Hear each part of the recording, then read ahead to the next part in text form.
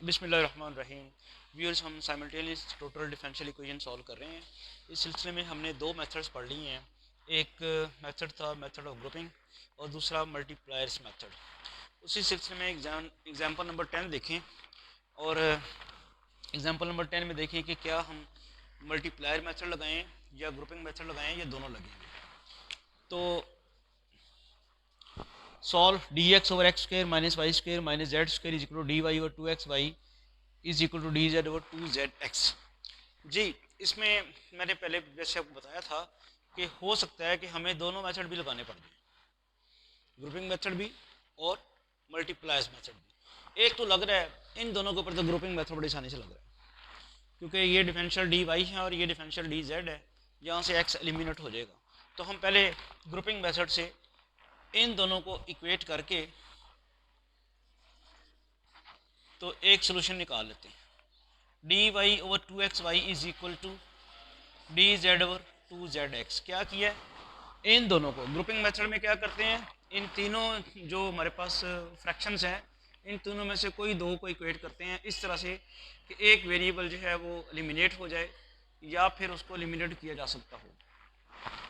तो ये इसी सिलसिले में हमने ये लास्ट टू जो फ्रैक्शंस हैं उनको इक्वेट किया।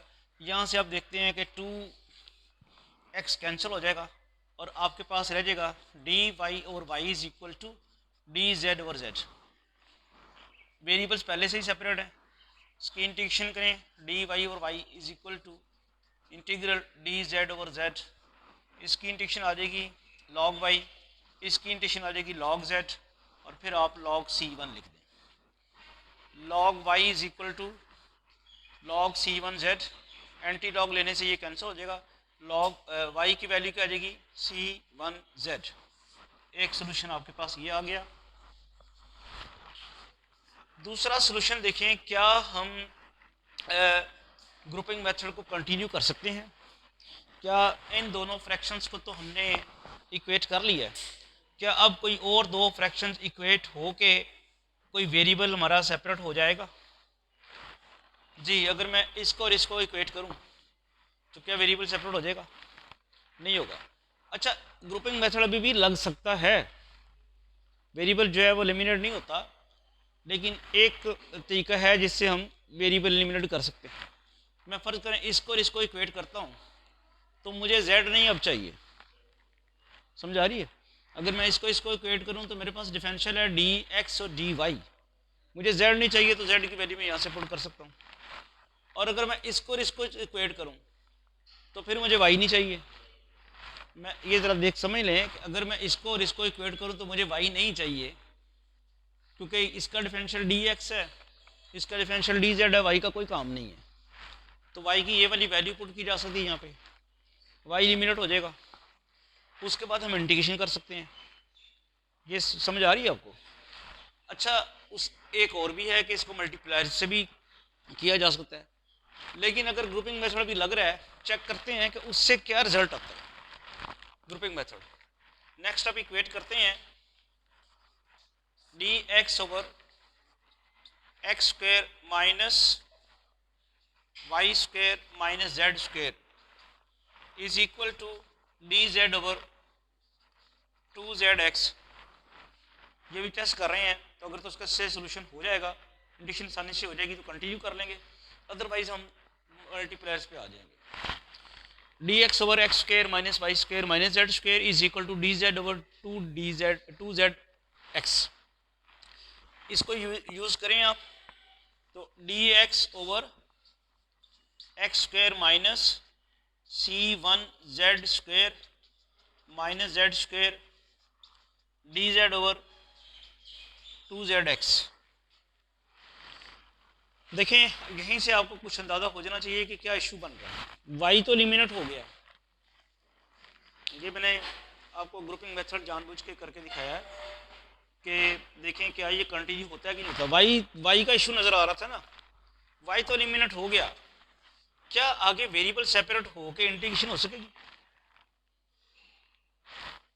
वेरिएबल तो नहीं सेपरेट हो सकेंगे, क्योंकि यहाँ आ जाएगा आपके पास x square minus c one square z square और यहाँ आपके पास क्या आ जाएगा टू जेड एक्स। तो वेरिएबल तो सेपरेट नहीं हो सकेंगे। फिर हमें होमोजीनियस वाला मेथड याद होगा आपको, वो लगाना पड़ेगा। तो उससे बेहतर है कि हम इसको छोड़ दें और मल्टीप्लायर वाला मेथड जो है डिस्कस करें, या मल्टीप्लायर वाला मेथड जो है उसको चेक करें कि क्या वो लगता है। ये आपके सामने सिचुएशन आ गई है, ये जानबूझ के किया गया कि अगर हम ये ग्रुप करें तो क्या कुछ सोल्यूशन निकलेगा। पहला पर्पस तो था वाई को एलिमिनेट करना, वो तो कर दिया, लेकिन वाई को एलिमिनेट करने के बाद इसके जो वेरिएबल्स हैं वो सेपरेट नहीं हो सके, तो लिहाजा हम इसको ग्रुपिंग मेथड को नहीं लगाएंगे। मल्टीप्लायर्स के लिए क्या होता है, याद आपको क्या करना होता है? न्यूमिनेटर्स को 3 किसी नंबरों से मल्टीप्लाई करा के, उन्हीं नंबरों से मल्टीप्लाई करा के डिनोमिनेटर को ऐड करना होता है। अब मल्टीप्लायर में आप बताएं मुझे कि क्या किया जा सकता है। यहाँ x square y square z square है, और यहाँ आपके पास एक्स वाई जेड नहीं है, यानी x square y square z square नहीं है। इससे कुछ सजेशन ये हो रही है, मिल रही है आइडिया कि हम एक्स वाई जी को अगर मल्टीप्लायर यूज़ करें तो यहाँ भी x square y square z square वगैरह आ जाएगा, तो शायद कुछ फॉर्म बन जाए। तो ये करके देख लेते हैं। ऊपर तो इशू नहीं है, अगर आप एक्स वाई जी को मल्टीप्लायर्स के तौर पे यूज़ करेंगे, ये भी हम करके देखते हैं कि क्या ये हमारा कोई रोल प्ले कर देंगे। यानी आपके पास आ गया x d x plus y d y plus z d z. क्या किया है, न्यूमिनेटर्स को एक्स वाई जी से मल्टीप्लाई करा दिया। क्या क्या करके हम एक्स वाई जी मल्टीप्लायर्स के तौर पे यूज़ कर रहे हैं। एक्स वाई जी अगर मल्टीप्लायर्स के तौर पे हम यूज़ करें तो न्यूमिनेटर्स जो हैं उनको एक्स वाई जी से मल्टीप्लाई करा दिया, ऐड कर दिया, इसको भी कराना है डिनोमिनेटर को भी। X into x square minus y square minus z square, फिर प्लस 2x वाई स्क्वायर आ जाएगा प्लस 2x जेड स्क्वायर। ये समझ आई वाला? इसको मैंने x से मल्टीप्लाई कराया, इसको मैंने y से मल्टीप्लाई कराया, और इसको मैंने z से मल्टीप्लाई कराया और ऐड कर दिया। अब मुझे ये लग रहा है कि डिनोमिनेटर शायद कुछ फॉर्म बन जाए डिनोमिनेटर की। चेक करते हैं ज़रा क्या बनती है। इन दोनों में से x कॉमन निकल आएगा, तीनों में से अगर आप x कॉमन निकालते हैं तो बाकी क्या रह जाएगा, x square minus y square minus z square plus 2y square plus 2z square. तो ये रह जाएगा x square plus y square plus z square. तो अब कोई काम बनता हुआ नज़र आता है। ये एग्ज़ाम में भी आपने, या तो आपको इतना एक्सपीरियंस हो कि पता चल जाए कि ये मल्टीप्लायर्स ये यूज़ करेंगे तो क्वेश्चन सॉल्व हो जाएगा, या फिर आप रफ वर्क में करके देखेंगे। और ये साइमल्टेनियस टोटल डिफरेंशियल इक्वेशन का सलूशन मालूम करना इंतहाई इंपॉर्टेंट है, क्योंकि आगे हमने कुजाई फर्स्ट ऑर्डर कुजाई पार्शियल डिफरेंशियल इक्वेशन सॉल्व करनी है। उसके लिए, उसको सॉल्व करने के लिए भी इसी की ज़रूरत पड़ेगी। यानी हम सॉल्व कर रहे होंगे, आगे मेथड में डिस्कस करूंगा नेक्स्ट लेक्चर में, कि हम सॉल्व कर रहे होंगे फर्स्ट ऑर्डर कुजाई लीनियर पार्शियल डिफरेंशियल इक्वेशन, और वो सॉल्व करने के लिए हमें simultaneous total differential equation solve करनी पड़ेगी। वहाँ से भी, उसके सोल्यूशन से भी, सोल्यूशन के लिए भी क्या होगा कि एक simultaneous total differential equation generate होगी, उनको भी हमें सॉल्व करना पड़ेगा। और वो यही है, या ग्रुपिंग मेथड या मल्टीप्लायर्स मेथड, या कोई और टेक्निक डिफरेंशियल भी बना के अगर आप कर सकते हैं। कोई क्वेश्चन ऐसा आ जाए जिसमें डिफरेंशियल बना के कर सकें तो वो भी हो सकता है। एनी हो, तो हमें ये पता चला कि एक्स वाई जी मल्टीप्लायर्स के तौर पे यहाँ यूज़ हो सकते हैं। तो क्या लिखेंगे हम, using x y g as multipliers जी, वो बनेगा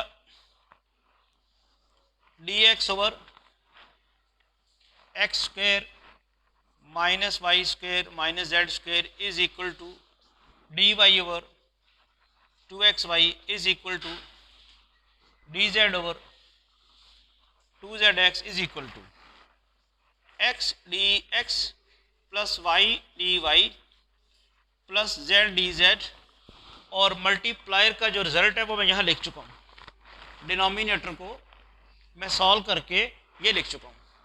तो क्या बन जाएगा, x into x square plus y square plus z square, ठीक है, x into x square plus y square plus z square. अब डिनोमिनेटर अगर जीरो बन जाता तो मसला ही हमारा हल हो जाता, पता है ना। अगर तो हमारा डिनोमिनेटर जीरो बन जाता ये, तो फिर न्यूमिनेटर हम डिनोमिनेटर जीरो बन जाता, उसको राइट साइड पे ले जाते तो ये न्यूमिनेटर भी जीरो हो जाता, और न्यूमिनेटर में पहले ही वेरिएबल सेपरेट थे, तो आप बड़े आसानी से इसको सॉल्व कर सकते। चूंकि डिनोमिनेटर जीरो नहीं बना, तो अब हमारी मजबूरी है कि इसको जो तीन फ्रैक्शंस आई हुई हैं उनमें से किसी के साथ इक्वेट करके सॉल्व किया जाए। इसको इसके साथ इक्वेट करना तो फिर अजाब को दावत देने वाली बात है। इक्वेट तो इस तरह करना ना कि एक वेरिएबल हमारा फारग हो जाए। अभी भी अगर आप देखें कि ये एक्स ना आया होता तो हमारी डिफरेंशियल इक्वेशन सॉल्व हो सकती थी। अगर तो डिनोमिनेटर जीरो आ जाता फिर तो बड़ा आसान था, फिर तो ये जीरो बन जाता और इसके वेरिएबल पहले ही सेपरेट है और इसकी कंडीशन हो जाती। डिनोमिनेटर जीरो नहीं आया, तो अगर ये एक्स ना होता तो ये बड़ी आसानी से सॉल्व हो जाना था। अब चूंकि वो एक्स आया हुआ है, तो फिर अब देखते हैं कि इसके लिए हमें क्या करना होगा। इसको किसी इसके साथ इक्वेट कर लें या इसको इसके साथ इक्वेट कर लें। इसके साथ तो बिल्कुल ही ना करें, इसको इसके साथ इक्वेट करने से फायदा होगा हमारा एक्स कैंसिल हो जाएगा इसको इसके साथ करने से। लेकिन एक्स अगर कैंसिल हो जाएगा तो कोई नहीं, वेरिएबल सेपरेट रहेंगे ना। इसको इसके साथ कैंसिल करके एक्स आपका कैंसिल हो जाएगा और डी जेड के नीचे जेड ही होगा, वेरिएबल सेपरेट होंगे। अब इट डिपेंड्स अपॉन यू कि इसको इसके साथ इक्वेट करना है या इसको इसके साथ इक्वेट करना है, it depends upon you. Any हो, अगर हम ये ग्रुप बनाएं तो क्या बनता है हमारे पास, x d x plus y d y plus z d z over x into x square plus y square plus z square is equal to d z over 2zx। और ये x अब कैंसिल हो गया और आपके पास ये वाला 2 जो है, इसको अगर इधर ले आए तो ये बनता है 2x dx plus 2y dy plus 2z dz over x square plus y square plus z square is equal to d z over z, ठीक है।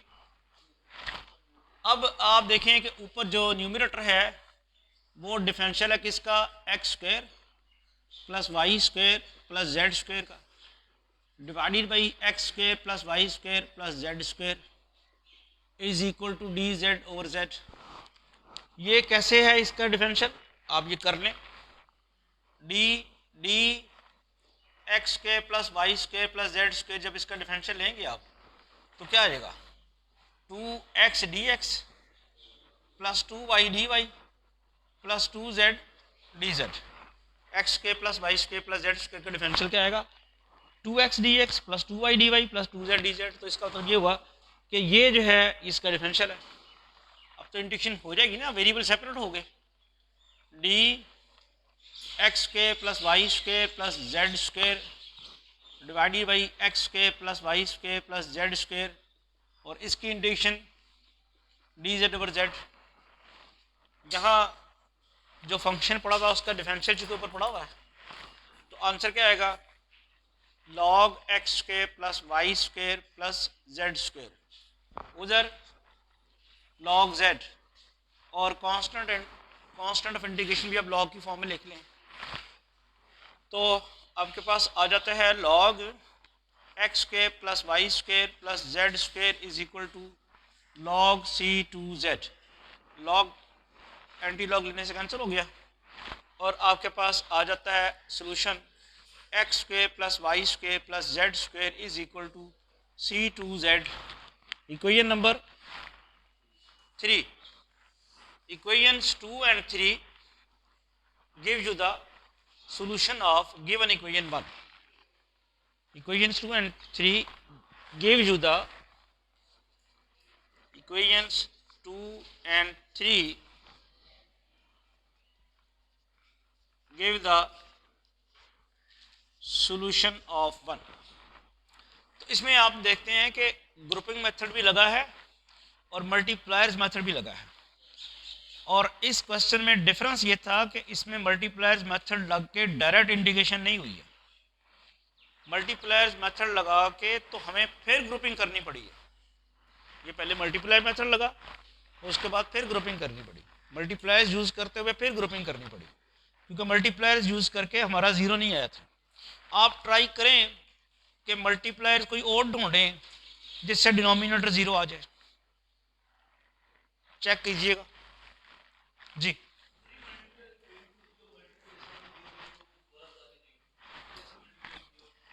वो आप दोबारा वीडियो देख लीजिएगा।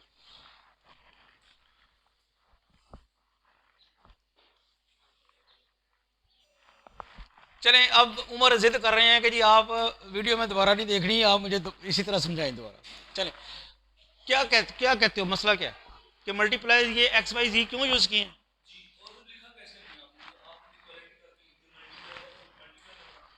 देखिए, मल्टीप्लायर करके जब आपके पास नई फ्रैक्शन बनती है ना, वो पुरानी फ्रैक्शन के बराबर होती है। जो रेशोज है ना, ये वाली, ये जो रेशो है, मसलन ये इक्वल दिया हुआ ना इसने, आप न्यूमिनेटर्स को नंबर से, जिन नंबरों से मल्टीप्लाई कराएंगे उन्हीं नंबरों से डिनोमिनेटर को मल्टीप्लाई करा के न्यूमिनेटर को ऐड करें, डिनोमिनेटर को ऐड करें, तो जो नई फ्रैक्शन बनेगी वो इन्हीं के बराबर होगी। मसलन पहले तो ये था ना कि मैंने एक इनको मल्टीप्लाई कराया, एक्स वाई जी को मल्टीप्लाई के तौर पे यूज़ किया, एक्स वाई जी को मैंने न्यूमिनेटर से मल्टीप्लाई करा के ऐड कर दिया, और इसी तरह एक्स वाई जी को मैं डिनोमिनेटर से मल्टीप्लाई करा के ऐड कर दिया। तो ये जो फ्रैक्शन नई बनी है ना, वो पुरानी फ्रैक्शन के बराबर है। आप एक्सपीरियंस करके देख लें, कोई भी फ्रैक्शन ले लें आप। एक बात। दूसरी ये अब सवाल है कि एक्स वाई जी कहाँ से आ गए, हमें कोई इल्हाम हो गया कि यही करना है? बस को गैस वर्क ही था। मल्टीप्लायर्स चूज़ करने में कोई हार्ड एंड फास्ट रूल नहीं है।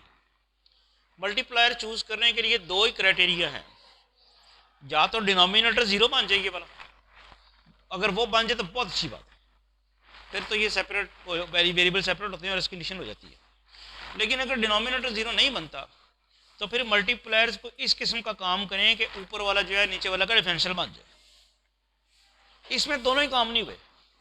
जो मल्टीप्लायर्स हमने यूज़ किए हैं उन्होंने ना तो डिनोमिनेटर को ज़ीरो बनाया और ना ही डिनोमिनेटर को इसका डिफरेंशियल बनाया। यानी डिनोमिनेटर को इसका डिफरेंशियल बनाने के लिए भी अभी हमें यहाँ से एक्स गायब करना, फिर हमें ग्रुपिंग मेथड करना पड़ा इन दोनों को किसी और के साथ मिला के।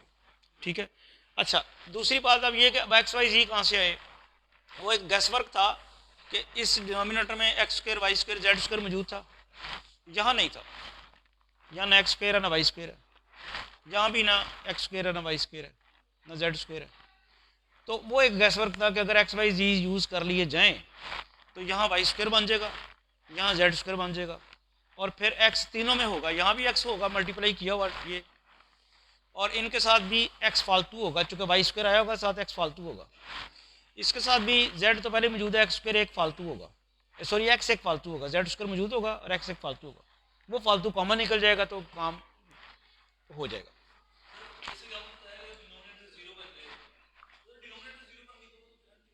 यही तो मसला। अब तुम लेक्चर नहीं देखते, जाके तुम लेक्चर नहीं देखते, तुम अब हमें पढ़ने डाल देते हो।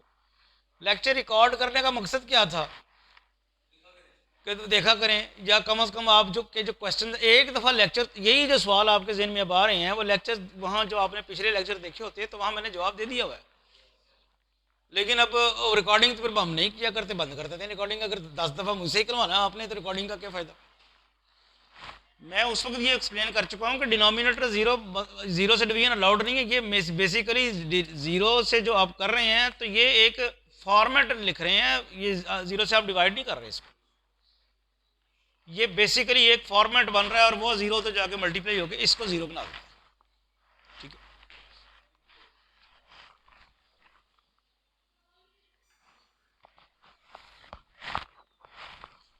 नेक्स्ट एग्जांपल नंबर 11 है। वैसे तो बुक में सारी एग्जांपल सॉल्व हुई हैं, तो आप जैसे दूसरे नोट्सों से रटा लगा के चले जाते हैं, इसको भी आप रटा लगा के जा सकते हैं कि जी ठीक है जी सॉल्व तो हुई है सारी की सारी। लेकिन पर्पज़ यहाँ पर डिस्कशन का है कि ये जो मल्टीप्लायर या ग्रुपिंग मेथड हम यूज़ कर रहे हैं, इसकी कहाँ से क्या कोई हमें इल्हाम हो जाता है कि यही करने हैं, वो डिस्कशन है। अदरवाइज तो बुक में तो मैंने सारी एग्जांपल सॉल्व कर दी हुई है। बुक में मैंने आप सबकी तबीयत साफ कर दी हुई है कि जी आप जाके बस वो पका पकाया आपको हलवा दे दिया, जितनी भी मेरी किताबें हैं उनमें आपको हलवा दे दिया, सिर्फ आपने खाना है बस, और कुछ नहीं करना। चलें चलते हैं इसके सोल्यूशन की तरफ। देखिए सबसे पहला जो काम है साइमल्टेनियस टोटल डिफरेंशियल इक्वेशन को सॉल्व करने के लिए, सबसे पहले हमारी तो कोशिश ये होगी कि मल्टीप्लायर्स की तरफ हम ना ही जाएं, क्योंकि वो हमें सोचने पड़ेंगे कौन कौन सा लगाना है। सबसे पहली कोशिश तो होगी कि ग्रुपिंग मेथड हो जाए, और अगर ग्रुपिंग मेथड नाकाम होता है फिर हम मल्टीप्लायर्स की तरफ जाएंगे। अब ग्रुपिंग मेथड में क्या कर सकते हैं, इसको इक्वेट करने से कोई फ़ायदा होगा नहीं, जेड अपनी जगह पड़ा रहेगा। इसको इससे इक्वेट करने से कोई फ़ायदा नहीं होगा, इसको इससे करने से होगा नहीं। करके देखें तो सही होता क्या है। अगर आप d x over y plus z और इसको कंपेयर करते हैं इसके साथ d y over z plus x, इसके बाद आप क्या करें, ठीक है, ये जेड को कैसे एलिमिनेट करें, तो कोई फ़ायदा नहीं होगा। तो अब मजबूरी उस तरफ हमें आना पड़ेगा जिस तरफ हम आना चाहते नहीं थे, मल्टीप्लायर्स की तरफ। मल्टीप्लायर्स की तरफ अगर आए तो क्या यूज़ किया जाए, जब अगर हम एक्स वाई जी अगर हमने यूज़ किए तो नई मुसीबत में होंगे, कि वो कैंसिल कुछ नहीं होगा, क्योंकि यहाँ से फिर वो एक्स वाई आ जाएगा, फिर एक्स जेड आ जाएगा अगर वो यूज़ किया तो हम चलते हैं कांस्टेंट की तरफ। कांस्टेंट इस तरह से इस एग्जांपल को सॉल्व करने के लिए यूज़ किए हुए हैं कि ये एक मिनट 1 -1 और 0, ये ज़रा ध्यान कीजिएगा, एक दफ़ा 1 एक दफ़ा -1 और एक दफ़ा 0। फिर ये आप कर सकते हैं 1 0 और -1, और फिर आप कर सकते, क्या किया मैंने पहले, क्या किया है, इसको यानी एक 0 रखना आपने, पहले आपने ये वाला 0 रख लिया, फिर ये अब ये 0 रख लिया, 0 1 और -1। यानी आप मल्टीप्लायर्स यूज करेंगे ये 3 किस्म के, चेक करते हैं ये होते हैं कि नहीं होते। यूजिंग 1 -1 0 एज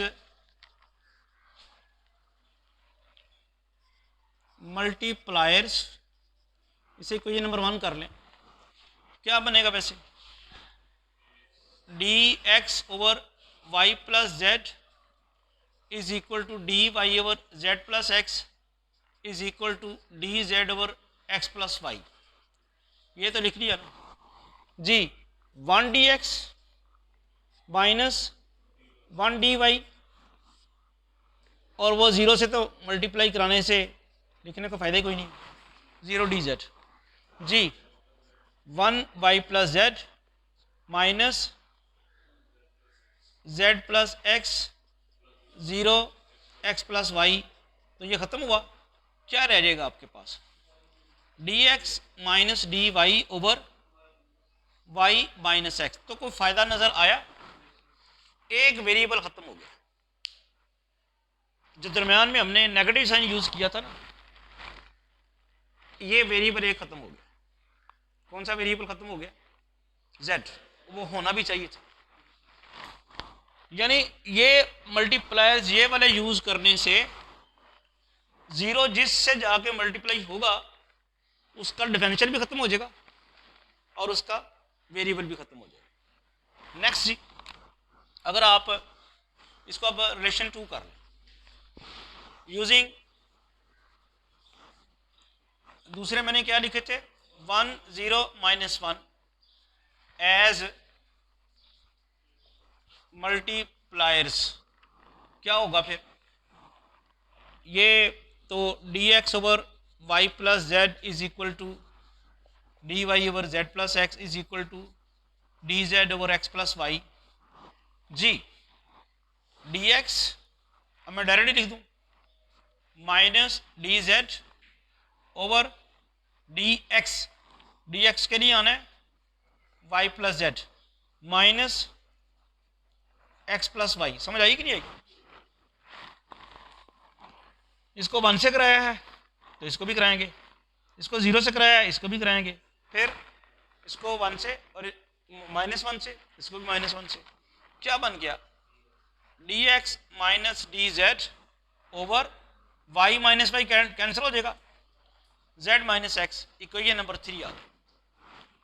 क्लियर ही बात? यहां भी देखें कि जो डिफरेंशियल नहीं है वही वेरिएबल नहीं है।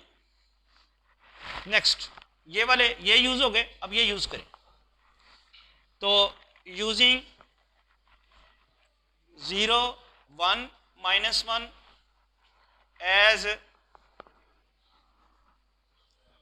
मल्टीप्लायर्स जी, d x over y plus z is equal to d y over z plus x is equal to d z over x plus y. जी क्या किया? इसको 0 से कराया, इसको भी करा दिया, तो खत्म हो गया। तो इसको किससे कराया? y से, 1 से, तो डी वाई, और अगला जो है इसको -1 से, माइनस डी जेड, क्या रह जाएगा? z plus x minus x plus y जी, d y minus d z, x और एक्स कैंसिल हो जाएगा, z माइनस वाई। यहाँ तक कोई मसला तो नहीं पेश आया? हम जो चाह रहे थे वो हमें मिल गया। असल मुसीबत वही है कि ये कहाँ से आए हैं। अब ये आपकी प्रैक्टिस होगी, ये आपकी प्रैक्टिस ही आपको पता चलेगा कि क्या क्या करना है। अब ये तीनों फ्रैक्शन, ये वाली और ये वाली, ये हमारे लिए बहुत सूटेबल है, क्योंकि ये जो है इसमें वही वेरिएबल्स पड़ा हुआ है जिसके डिफरेंशियल्स हैं, इसमें भी वही वेरिएबल पड़े हुए हैं जिनके डिफरेंशियल्स हैं, इसमें भी वही वेरिएबल पड़े हुए हैं जिनके डिफरेंशियल्स हैं।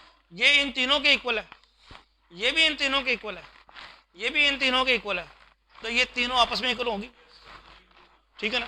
तो अब आप लिखते हैं यूजिंग 2 3 4 वी हैव, हाँ जी, 2 में आपने लिखा था d x minus d y over y minus x, और 3 में आपने लिखा था, और अनवांटेड फ्रैक्शन हमने छोड़ दी है, जिसके ये इक्वल थे वो तो उसको हम जरूरत नहीं है, d x minus d z over z minus x, और ये अगली क्या है? D y minus d z over z minus y, ठीक है।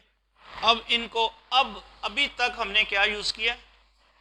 अभी तक ये वाली जो given simultaneous total differential equations थी, इनको सॉल्व करने के लिए अभी तक हमने मल्टीप्लायर्स मेथड यूज़ किया।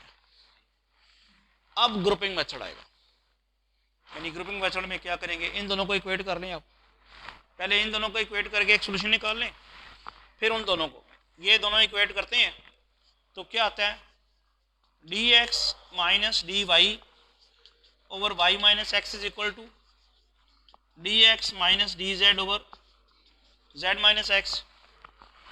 नेगेटिव साइन डिनोमिनेटर से कॉमन निकाल लें, डी एक्स, बल्कि ये तो बन जाएगा अब आपका d differential of x minus y divided by, अगर आप नेगेटिव साइन कॉमन निकाल लें तो वो भी एक्स माइनस वाई हो जाएगा। तो राइट हैंड साइड पे ये डिफरेंशियल किसका बन जाएगा? एक्स माइनस जेड का, और नेगेटिव साइन अगर कॉमन निकाल लें तो एक्स माइनस जेड हो जाएगा। तो अब आप देखते हैं नेगेटिव साइन कैंसिल हुआ, और इंटीग्रेशन करते हैं, डिफरेंशियल है d x minus y over x minus y, integral d x minus z over x minus z. ये समझ आ गई ना कैसे हुआ? D x minus d y को हम लिख सकते हैं differential of x minus y. अब जो डिनोमिनेटर में पड़ा हुआ है वही उसका डिफरेंशियल ऊपर है, तो इसकी इंटीग्रेशन क्या हो जाएगी? ln x minus y is equal to ln x minus z plus ln c1, और ये बना ln x minus y is equal to ln c1 x minus z. Anti log लेने से लॉग कैंसिल हो जाएगा, x minus y is equal to c1 into x minus z. एक तो solution ये आ गया, और अब इसकी ग्रुपिंग कर लें, तो वो क्या आता है, d x minus d z over z minus x is equal to d y minus d z over z minus Y.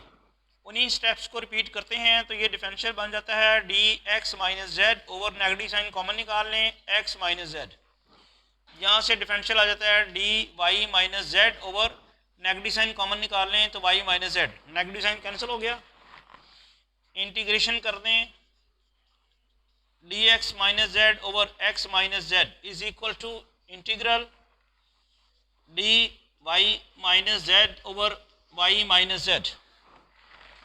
ये रिपीट करता हूँ मैं, d x minus d z basically बन जाएगा d x minus z. Next इसकी निशन की log x minus z is equal to log y minus z plus log c2, फिर log x minus z is equal to log c2 y minus z. Anti log लें तो ये cancel हो जाता है, x minus z is equal to c2 into y minus z. ये equation number 6 आ गई। तो equations 5 and 6 basically construct the solution of the simultaneous total differential equations 1। हाँ जी उमर, कोई चीज़ पूछनी है पूछें। क्या कर सकते हैं आप, 100 माइनस 100 जीरो भी यूज कर सकते हैं, अपने आप को मुसीबत में डालना जितना मर्जी डाल लें। नहीं सुनो ना, आप ये भी यूज कर सकते हो 2/3 माइनस 2/3 जीरो। मतलब हमारी सिचुएशन क्या है, question to question situation change हो रही है, क्वेश्चन टू क्वेश्चन हमारी सिचुएशन ही चेंज होती जा रही है। हमने इनमें से एक वेरिएबल ख़त्म नहीं हो रहा था तो इस तरह से उसने एब्जॉर्ब करा दिए हुए थे, वेरिएबल के ख़त्म नहीं हो रहा था तो उनमें मल्टीप्लायर एक हमने ज़ीरो यूज़ कर दिया। लेकिन इन एक मल्टीप्लायर को यूज़ करके हमें कोई काम फ़ायदा नहीं हुआ, फिर कुछ और हमने साथ किए, वो भी किए। स्ट्रेटजी ये बनी कि ये जो क्वेश्चन लग रहा है इसमें एक 1 और एक -1 और एक 0 यूज़ करें तो हमारा कुछ सिस्टम जो है वो चल सकता है। लेकिन मैं बार बार आपको कह रहा हूँ कि आपने सिर्फ यही नहीं करना जो आप किताब पे मैंने जिस तरह सॉल्व कर दिया या जिस तरह मैं यहाँ लेक्चर दे दिया, आप इससे हट के कोई और मल्टीप्लायर्स ढूंढ लें। हमारे पास जो पिछली एग्जांपल थी उसमें भी मल्टीप्लायर्स यूज करके डिनोमिनेटर 0 नहीं बना था, इस एग्जांपल में भी मल्टीप्लायर्स यूज करके डिनोमिनेटर 0 नहीं बना। डिनोमिनेटर 0 ना बने तो हम और मुश्किल में हैं। आप इसी क्वेश्चन को सॉल्व करते वक्त कोई ऐसे मल्टीप्लायर्स ढूंढ लें जो डिनोमिनेटर 0 बना दे, ठीक है। और अगर डिनोमिनेटर 0 बन जाए फिर आपके लिए वो आसान हो जाएगा काम। हाँ, इसकी रीजन भी डिस्कस हो चुकी है और आपने लेक्चर नहीं देखा, इसको भी मैं एक्सप्लेन कर चुका हूं। अब जाके कम से कम पिछला क्लिक कर लिया करें। दो सॉल्यूशन निकालना क्यों जरूरी है, इक्वेशंस दो हैं, ये एक इक्वेशन नहीं है, याद करो। अब फरहान तुमने सवाल कर लिया है तो फिर मैं क्या कहूँगा, बताओ। नहीं ना पता, तुम्हें तो चल गया, बाकियों को भी पता चलाना है। ये साइमल्टेनियस डिफरेंशियल इक्वेशन कौन सी थी भला, P1 dx plus Q1 dy plus R1 dz is equal to 0, फिर P2 dx plus Q2 dy plus R2 dz is equal to 0। ये दो इक्वेशंस, ठीक है। इन दोनों इक्वेशंस को हमने डिटरमिनेंट वाले मेथड से इस फॉर्म में लिखा था। कौन सी बनी थी वो dx ओवर समथिंग आया था, उसको हमने p कह दिया था, is equal to dy over something आया था उसे q कह दिया था, फिर dz ओवर समथिंग आया था उसे r कह दिया था। इस फॉर्म में डिफरेंशियल इक्वेशन थी। चूंकि डिफरेंशियल इक्वेशन दो थी तो उनको हमने सॉल्व करके भी देखा था, डिफरेंशियल इक्वेशन को सॉल्व करके भी देखा था कि हमारे पास ग्रुपिंग से असल में दो लिखने इसलिए ज़रूरी हैं कि जब आप ग्रुपिंग करते हो या दो को ग्रुपिंग करके दो को इक्वेट करते हो, इन दोनों का सोल्यूशन तो आपने निकाल लिया, इसका और इसका कैसे निकलेगा, वो तो रह गया, स्किप हो गया। जब आपने ग्रुपिंग मेथड की तो इनको अलग कर लिया, इनको अलग करने के बाद आपने एक सोल्यूशन निकाल लिया, और इन दोनों को किसी और को तो निकाला नहीं। अब देखें ये दोनों जो सोल्यूशन कॉमन सोल्यूशन कैसे होंगे, इन दोनों का सोल्यूशन एक तरफ निकाला, फिर ये दरमियान में जो है ये इसके साथ भी कॉमन है ना, जो पहला आपने सोल्यूशन निकाला है वो इन दोनों का कॉमन सोल्यूशन है, कॉमन सोल्यूशन है इसका भी और इसका भी। जब आपने इसकी ग्रुपिंग की वो इन दोनों का कॉमन सोल्यूशन आया, समझाइए। तो वो जो फिर दो, यानी इसमें एक ऐसी चीज पड़ी हुई है जिसका सोल्यूशन इसके साथ और इसके साथ कॉमन है, तो वो आपस में भी कॉमन नहीं हो जाएंगे, ठीक है। और उमर आप तुम हमको ही उचकले हो कि तुमने कुछ सवाल पूछना, बताओ क्या कर सकते हैं, ठीक है ना, वो कर सकते हैं। मैं यही तो कह रहा हूँ कि आप जब उससे डिफरेंट करके करेंगे तो तभी आपका आईक्यू जो है ना वो बेहतर होगा ना, तभी आपको उसमें कॉन्सेप्ट क्लियर होगा। टाइम कितना रह गया अब?